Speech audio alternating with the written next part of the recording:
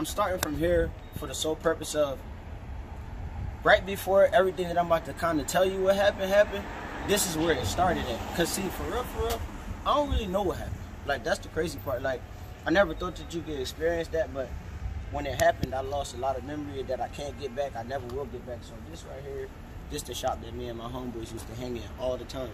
And for real, at the time, I had a Banshee and I ain't had no garage. I used to keep my Banshee in here. Like, nobody knew, but I used to keep my Banshee in here. My Banshee used to stay here. Like, a couple times I got scared. We spent the night in this bitch because I was like, man, I don't want them to have my bike, man. I'm all nervous. So I spent the night in this bitch a couple times. But it's the shop we used to roll at. And so, long story short, I'm gonna break it down to y'all like this. This is my 10th year anniversary of basically motherfuckers saying that I died. You know what I'm saying? I got into a crazy accident. I broke my jaw. I broke some shit in my neck. I broke my femur. I think that's it. Yeah, my jaw was wired for like weeks. Like, yo, it's crazy. We're gonna get into it though. We're gonna get into it on another level. Leave that shit. So, you know, what we about to do is, we're gonna take y'all, we're gonna take y'all over to the spot where the accident was at, so I could kind of fill y'all out on what people told me. Because on some real shit, the bike that I crashed on was here, you know what I mean? And I only remember seeing the bike here. Like, I don't even remember riding this motherfucking bike. Like, that's the crazy part. I never thought you couldn't experience some shit like that, knowing that the simple fact of, like, you could really lose your memory. Like, and that's one of the reasons why I be stressing the motherfuckers. Put your helmet on. Put your helmet on. Motherfuckers looking at me like I'm crazy. No, bro, I'm nice. I'm this, I'm that. Yeah, I'm good too. That don't mean a car can't pick you off. But we're going to get to that. So we're about to go around the corner. I'm about to show y'all where it all went down at. And then we're going to go from there. Alright, so basically right now, what we're about to do is, we're going to walk up to where the accident happened, or at least from what I was told. Now I'll tell you what people was telling me, and I don't know much about it, but this is all I'm gonna say from what I was told. And I can say that, you know, one of the people who was on the scene is actually with me, so he can get y'all better of it. So I'm gonna start out here. No, I got to the scene. I wasn't on the scene. Yeah, well, he got to the scene, so he kind of know like the rough end of whatever I don't know. So this is what I was told.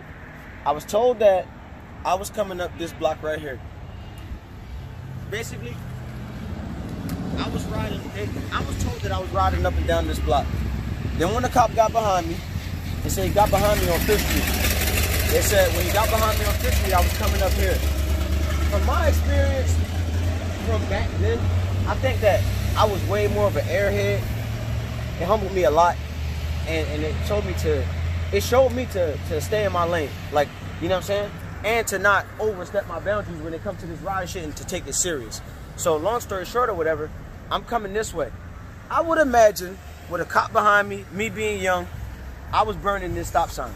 But when the dude, this is what I was told. Like I said, I can't say firsthand, this is 100% facts. What I was told is, I was going this way, dude seen me, and they said that he went across and tried to cut me off, and they said that he hit me face first. I went through the window, he drugged me or whatever, and then they said that he hit that wall, which I don't know anymore, because now I got like some type of different intel from bro. And long story short, this is what actually happened. He hit me from the same location. I'm coming this way, he's coming down this block right here. They said when he cut me off, like they said this nigga came across this way. When he came across this way, he hit me, he stayed on the gas, he jumped the curb, he went through this gate. You know what I'm saying? So that's what actually happened. Now, me personally, I can't say nothing about it because I never really got a chance to experience the accident. And it might sound funny, but it's like, fuck short-term memory loss. This is long-term memory loss. This is 10 years ago this shit happened, and I still don't know what happened. I still don't remember it. I don't remember touching the bike. I don't remember riding the bike. I don't remember nothing about the accident. I don't even remember being in the hospital. Like that's why I be stressing motherfuckers all the time. Yo, bro, put your helmet on. Yo, sis, you need to wear a helmet. Yo, this shit ain't no game. This shit not a joke. You got kids. Because at the end of the day, that head trauma ain't no fucking joke. You know what I'm saying? And I say that because I stand on it. Me, I got like 5 or 6, probably more helmets. I got 5 helmets minimum. And I stand on that shit. I don't ride without it. I don't give a fuck if I'm going from here to the fucking stop sign. I'm putting my helmet on. You know what I'm saying? And this block right here was really my stomping ground. Like, that's why I say, like, all of this shit right here is kind of like what made me. Like, I used to wheelie from here all the way the fuck down to Whitaker, Wyoming, all the way the fuck down to Castor, Wyoming, and come back. And then, you know, I would come down this block, wheelie up and down this hill, wheelie up and down that hill, show off for my homeboys, show them that I know how to scrape, show them that I know how to one hand on the Banshee and shit. You know what I mean? But just that one particular day, from what I was told, one of my homies came and he was riding a dirt bike in the snow.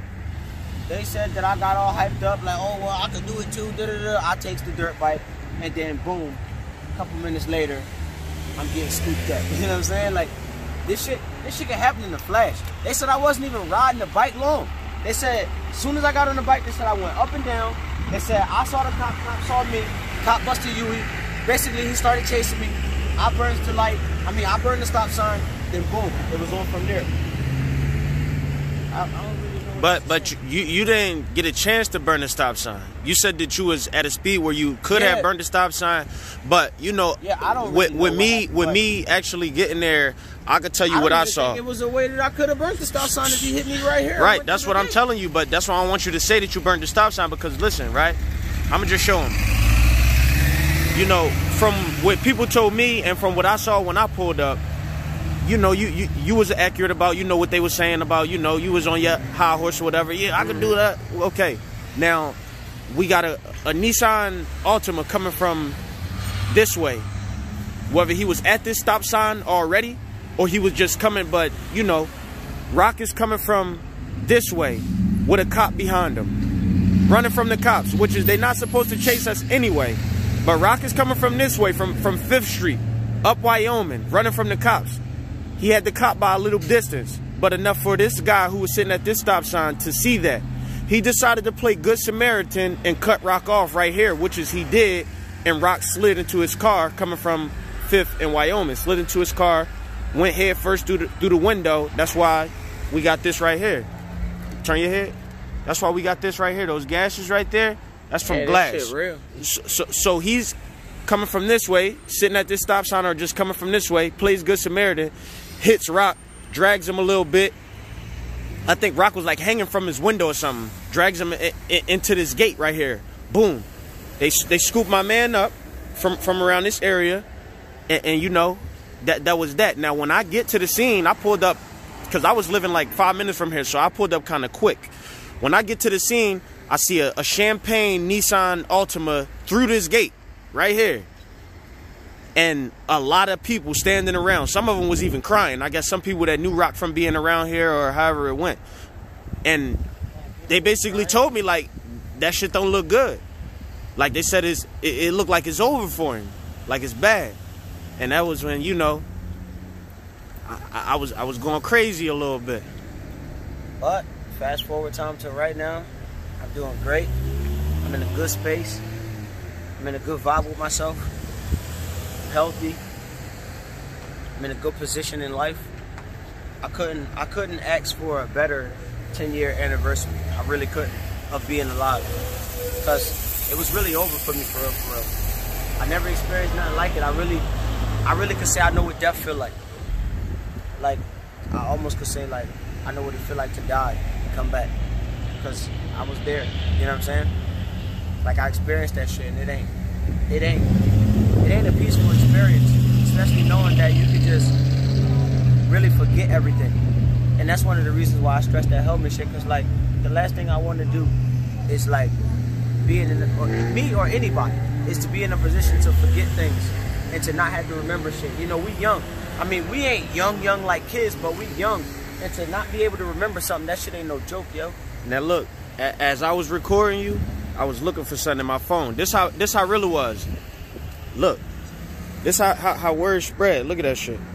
Hey, Rock my homie. I heard he passed. My prayers go out to your family. That's how it really was. Man, you know what I'm saying? Crazy. And then there was this one little nigga who was running around. I don't even remember his name. He was running around like just spreading that shit quick too. Like, yeah, da-da-da. And I happened to walk up on him and hear him saying that Rock was dead. And I'm like, how you know that? And he like, man, he dead. And I'm like, ready to get at him. Like, what, yo? let me get at it. Like, niggas that was grabbing me, holding me back, I was ready to warm his ass up. Cause like, you know, from my understanding, my man was still alive. Let me get some sunlight. I'm going over here. You know what I mean? So, yeah.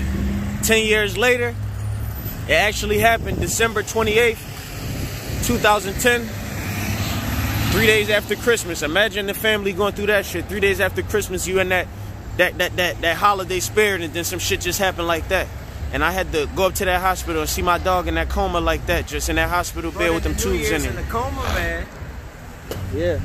Shit is real.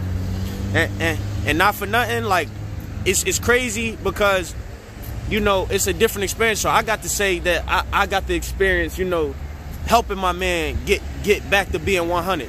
Because I was there when he got into his accident. We actually lived together. We shared the apartment together. You know, and his jaw was wired. Like, they gave me we had like a pair of wire cutters, so if he ever did start choking, I could cut his wires and he could, you know, choke or whatever the case may be. But he just wasn't listening. And then, you know, we got him back. He was walking with the walker. You know what I'm saying? They had him when he first got when he was walking with the walker, and then, you know, we got him on the cane. And before you know it, he was back on the bikes. And when he got in his accident, I wasn't messing with bikes either. Like, I wouldn't even get on the bike. I just, every time I thought about, you know, getting on my bike, it just was like, nah, I just can't do it. Not seeing how crazy it got. And like he said, this was before we wore helmets and everything. Now, heavy on the helmet. Heavy on the helmet, man. And when we riding the trails, heavy on the protective gear and all that. So, yeah, that's just basically my take on it. And we out here, man.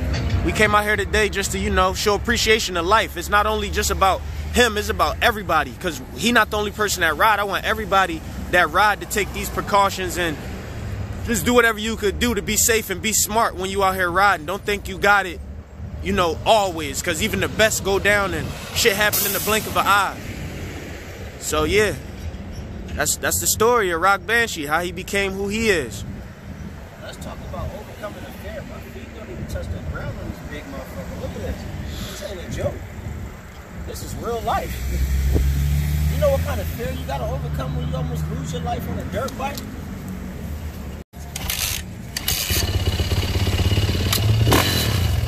feels good to overcome your fear, man.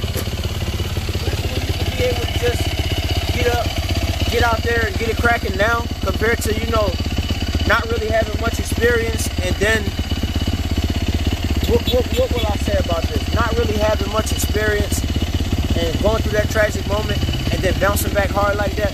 And let's not mention that he was never really dirt bike dude. I don't even understand what he was doing on the dirt bike that day. His name is Rockbanshee. We done had Banshee since we was university. Oh, you know what I mean?